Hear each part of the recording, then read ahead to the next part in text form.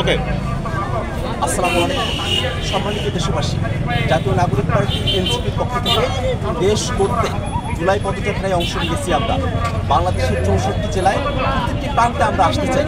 আমরা কথা বলতে চাই বাংলাদেশের আপামর জনসাধারণের সঙ্গে, কৃষক জনতার সঙ্গে, বাংলাদেশের ছাত্রদের সঙ্গে, তরুণদের সঙ্গে। বাংলাদেশের নারীরা কেমন বাংলাদেশ প্রত্যাশা করেন সেটা আমরা জানতে চাই। বাংলাদেশের নানা বর্ণের নানা ধর্মের মানুষেরা তারা যে বাংলাদেশের প্রত্যাশায় জুলাই অভ্যুত্থানে অংশগ্রহণ করেছিলেন, যে প্রেরণা আমাদেরকে ফেসিবাদের বিরুদ্ধে জীবন দিতে উৎসাহিত করেছিল, সেই প্রেরণার কথা আমরা শুনতে চাই, মানুষের কাছে তেমন কথা আমরা বলতে চাই। জাতীয় নাগরিক পার্টি এনসিপি বাংলাদেশের মানুষদের নাগরিক অধিকার এবং মানবিক মর্যাদাকে সমুন্নত করতে চাই।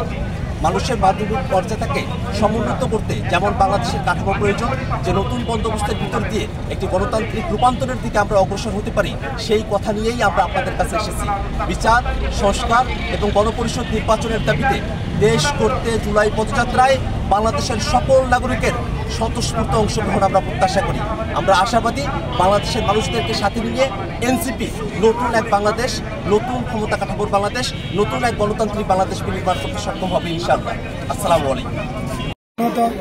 সার্বভৌমত্বে বিশ্বাস করে সকল যে বিভিন্ন ধর্মের, বিভিন্ন ভাষার, বিভিন্ন সংস্কৃতির, মানুষের সংস্কৃতির যেই বন্ধনটি রয়েছে সেটিতে যারা বিশ্বাস করে এবং বাংলাদেশের সীমান্ত এই সার্বভৌমত্বে যারা বিশ্বাস করে তারাই আসলে বাংলাদেশপন্থী। আর বাংলাদেশে থেকে যারা ভারতের এজেন্ডা বাস্তবায়ন করতে চায়, বাংলাদেশে বসে যারা পশ্চিমের এজেন্ডা বাস্তবায়ন করতে চায়, বাংলাদেশে বসে যারা বিভিন্ন পরাশক্তির এজেন্ডা বাস্তবায়ন করতে চায়, তারা তো আসলে বাংলাদেশের স্বার্থের জন্য কাজ করছে না। বাংলাদেশের ইতিহাসের ক্রমশ এই যে পথ চলাকে ধারণ করে তারাই হচ্ছে সেই পথে হাঁটবে। বাংলাদেশকে ধারণ করে হচ্ছে শেষ প্রশ্ন এনসিপি